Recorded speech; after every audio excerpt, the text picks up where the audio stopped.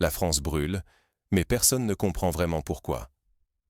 Partout dans le pays, la colère gronde. Manifestations monstres, blocages, affrontements avec la police. Du nord au sud, la rue explose. C'est un cri de désespoir collectif, une nation à bout de souffle. Le nouveau Premier ministre, Sébastien Lecornu, nommé il y a à peine quelques jours, était censé incarner l'espoir. Mais déjà, il fait face à un rejet massif. Chaque proposition du gouvernement est systématiquement balayée, peu importe sa nature ou son ambition. Pourquoi cette défiance totale? Les racines sont profondes.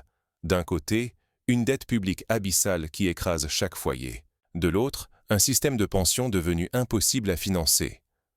Plus de 20 millions de retraités attendant chaque mois leur dû, pendant que l'économie s'étouffe. À cela s'ajoute la crise de l'électricité. Autrefois, la France puisait son énergie à bas coût dans les richesses africaines. Aujourd'hui, ces ressources se sont envolées et la facture explose. Pour beaucoup de familles, payer les factures devient une lutte quotidienne.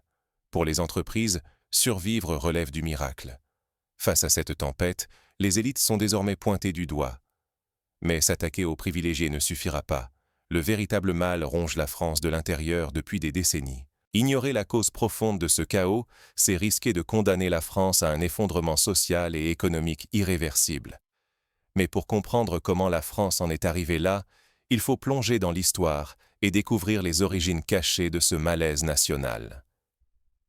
Autrefois, la France brillait grâce à l'Afrique. Aujourd'hui, le soleil s'est couché sur ce passé glorieux. Il fut un temps où l'Empire français prospérait, s'appuyant sur l'exploitation méthodique des richesses africaines, or, uranium, cacao. Toutes ces ressources coulaient vers Paris, finançant le rêve d'une nation puissante, moderne et généreuse avec ses citoyens. Le modèle social français, considéré comme l'un des plus protecteurs au monde, s'est construit sur cette manne venue d'ailleurs. Les pensions de retraite, symboles de sécurité et de stabilité, étaient promises à tous, adossées à une prospérité qui semblait alors inépuisable. Mais les années ont passé. Aujourd'hui, plus de 20 millions de retraités réclament leur dû, convaincus que l'État tiendra parole, quelle qu'en soit la facture. Cette promesse, jadis facile à tenir, devient un fardeau insoutenable. La dette publique s'est envolée. Elle dépasse désormais 3 300 milliards d'euros. Ce chiffre, difficile à concevoir, pèse comme une montagne sur le budget de la nation. À chaque nouvelle hausse des charges, c'est l'avenir collectif qui s'obscurcit davantage. Pendant ce temps, la population vieillit inexorablement. Les jeunes sont de moins en moins nombreux, incapables de porter seuls le poids d'un système bâti sur une pyramide démographique aujourd'hui inversée. Les équilibres d'hier s'effondrent sous la pression d'un présent devenu imprévisible. Si la France refuse de reconnaître que son modèle social n'était possible que grâce à la captation des richesses africaines, elle se condamne à l'impuissance. Rester prisonnière de cet âge d'or révolu, c'est renoncer à toute solution d'avenir.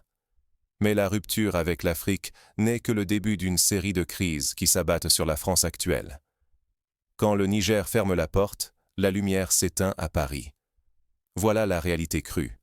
La France, puissance nucléaire, repose depuis toujours sur un secret bien gardé. L'uranium nigérien, extrait du cœur de l'Afrique, était la pierre angulaire de toute l'électricité produite dans l'Hexagone. Mais tout cela s'est effondré. Depuis que le Niger a choisi la Russie comme nouvel allié, la France s'est retrouvée exclue, privée de son approvisionnement privilégié. Paris n'a plus accès aux minerais indispensables à ses centrales. Les contrats sont rompus, les négociations fermées. Un pan entier du modèle énergétique français vient de s'écrouler. Désormais, la France doit acheter son uranium à prix d'or, ailleurs, sur des marchés instables et hostiles. Le choc est immédiat. Les tarifs de l'électricité bondissent, multipliés en quelques mois. Les familles, déjà fragilisées par l'inflation, peinent à régler leurs factures. La précarité énergétique explose dans tous les quartiers. Pour les entreprises, c'est un désastre. 57 grandes sociétés françaises ont dû fermer leurs portes en moins d'une année. Les licenciements se succèdent, le chômage grimpe au plus haut depuis une décennie. Les usines s'éteignent, les villes moyennes se vident, l'industrie nationale vacille.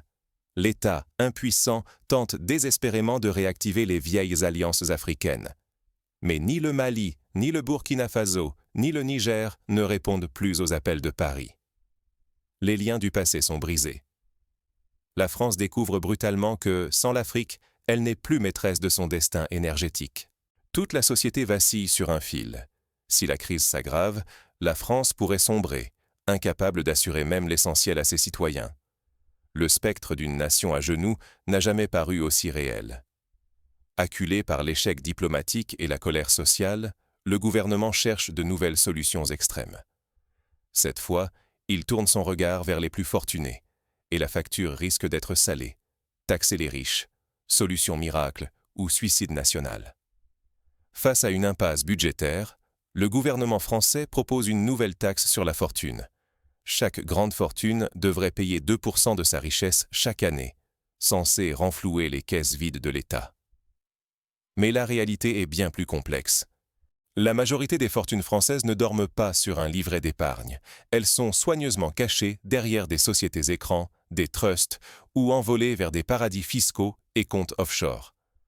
Le message des élites est clair. Si la France insiste sur cette taxe, elles déplaceront leur argent ailleurs ou quitteront tout simplement le pays.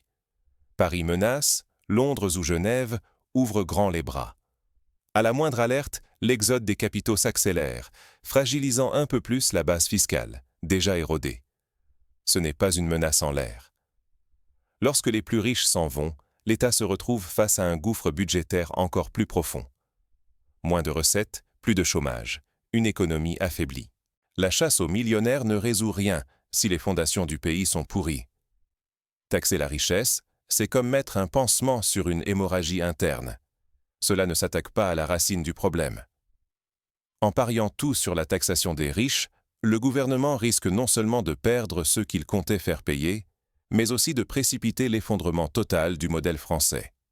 La fuite des cerveaux et des capitaux pourrait laisser la France exsangue, sans ressources pour financer ses promesses sociales. Alors, si ni le retour à l'Afrique ni la contribution des élites ne peuvent sauver la France, quelle issue reste-t-il à ce pays au bord du gouffre ? Regardons ensemble ce que l'avenir pourrait réserver. La France doit avaler la pilule de sa propre histoire. Tant que le passé colonial sera un tabou, chaque solution ne sera qu'un pansement sur une blessure jamais soignée.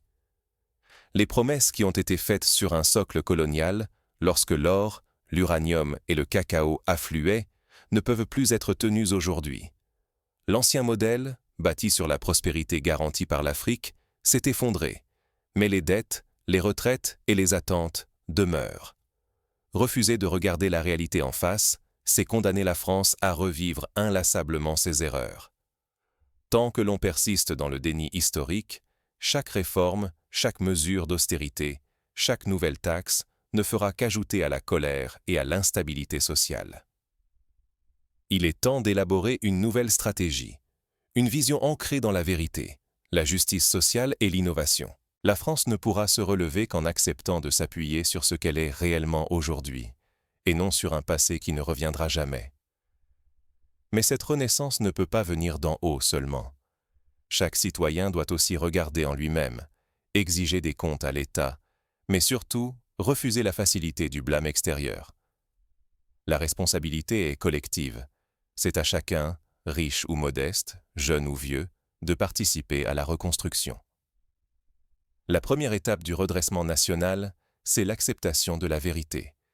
Il n'y a pas de solution durable sans reconnaître les erreurs, sans regarder le passé en face, sans accepter que les promesses faites hier sur des bases fragiles ne sont plus tenables. C'est seulement dans ce regard lucide que la France pourra inventer un avenir meilleur. Ne pas tirer ses leçons, c'est s'enfermer dans une spirale de déclin irrémédiable. Ignorer la réalité, c'est accepter l'érosion progressive du niveau de vie, la fragmentation de la société et finalement la perte de toute souveraineté à la merci des crises futures. En fin de compte, la France fait face à un choix crucial, tourner la page ou s'accrocher à ses illusions. Mais comment amorcer concrètement ce changement ? La France doit choisir, affronter honnêtement son passé ou sombrer dans le chaos. Ce que nous vivons n'est pas un simple orage. C'est le retour brutal de l'histoire. Pendant des décennies, La France a bâti sa puissance sur les ressources de l'Afrique et un modèle social généreux, croyant qu'il durerait toujours. Aujourd'hui, la page est tournée. La dette dépasse 3 000 milliards d'euros. Les sources bon marché d'uranium et de matières premières se sont taries et la machine sociale s'essouffle. Ce n'est pas seulement une crise économique, c'est un miroir tendu à toute la société. Les anciens modèles de grandeur, d'influence et de confort s'effritent. Chaque Français, du plus modeste retraité au plus riche investisseur, sent que le sol se dérobe sous ses pieds. La tentation est grande de chercher des coupables ailleurs, de croire que tout reviendra comme avant si l'on ferme les yeux sur la réalité. Mais ce temps est révolu. L'histoire, que la France croyait avoir domptée, revient la juger. Hier impériale, aujourd'hui acculée. L'heure de vérité a sonné. Le pays devra choisir. S'attaquer enfin, avec lucidité, aux causes profondes de son malaise, ou se résigner à voir son modèle s'effondrer, emportant avec lui stabilité, prospérité et influence. Le risque n'a jamais été si grand.